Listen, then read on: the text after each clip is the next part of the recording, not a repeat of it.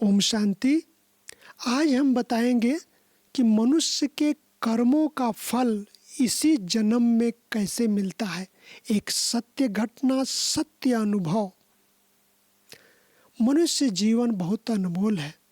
व्यक्ति जन्म लेता है, बच्चा बनता है, जवान होता है, बूढ़ा होता है, कर्म करता है, पुण्य और पाप करता है।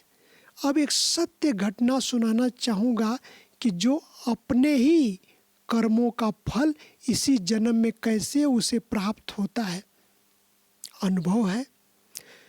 कुछ साल पहले जब न्यायमूर्ति रंगनाथन मिश्र जी, जो भारत के सर्वोच्च न्यायालय के मुख्य न्यायाधीश थे, तो उन्हें उड़ीसा के पुरी के लॉ कॉलेज में मुख्य अतिथि के रूप में आमंत्रित किया गया था। कॉलेज समारोह में जाने से पहले वह भगवान जगन्नाथ के मंदिर में गए और लौटते समय उन्होंने किसी को कई बार रंगनाथ बाबूजी नाम से पुकारते हुए सुना। वह इस बात से आश्चर्यचकित थे कि भला इस मंदिर में उसे इस तरह से ऊंची आवाज में कौन बुला सकता है। वह भी मंदिर के प्रवेश द्वार के पास। वह पीछे मुड़कर देखे तो एक भिखारी के बदसूरत चेहरे वाला, कुष्ठ रोग से ग्रस्त और हाथ पैरों पर पट्टी बांधे व्यक्ति को उन्हें बुलाते हुए देखा। जस्टिस मिश्रा जी ने उससे पूछा, आप कौन हैं? आप कौन हैं? मुझे क्यों बुला रहे हैं? तब उस मरीज ने उत्तर दिया, सर, आपको मैं याद नहीं हूँ।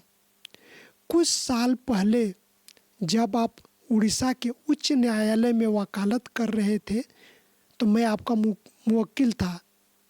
डकैती और हत्या के मामले में मुझे आजीवन कारावास की सज़ा सुनाई गई थी। निचली अदालत द्वारा कड़ी सज़ा, लेकिन आपने उड़ीसा उच्च न्यायालय में मेरे पक्ष में बहस की, मुझे बिना किसी सज़ा के रिहा करवा दिया था। सर, लेकिन वास्तव में मैं दोषी था, क्योंकि मैंने एक व्यक्ति की हत्या कर दी थी और उसके पैसे और सोना मैंने लूट लिया था। इसी तरह दूसरे मामले भी मुझे बिना किसी सज़ा के रिहा कर दिया गया। सर, उसके आगे कहा कि सर, हालांकि मुझे इंसानों के न्यायालय द्वारा मुझे मुक्त कर दिया गया था, पर भगवान के सर्वशक्तिवान के दरबार में मुझे बहुत बड़ी कड़ी सज़ा दी गई और मेरे पूरे शरीर में कुष्ठ रोग हो गया और परिणाम स्वरूप मैंने अपने अंग भी खो दिया। मेरा परिवार, मेरे रिश्तेदार मुझसे सब नफरत करते थे और मुझे यहाँ तक कि गांव से बाहर निकाल दिया गया। इसीलिए अब मैं सड़क पर रेंग कर खाना मांग रहा हूँ। मंदिर के गेट के पास कभी कभी कोई खाना दे देता है या फिर बिना खाना खाए में ही रह जाता हूँ।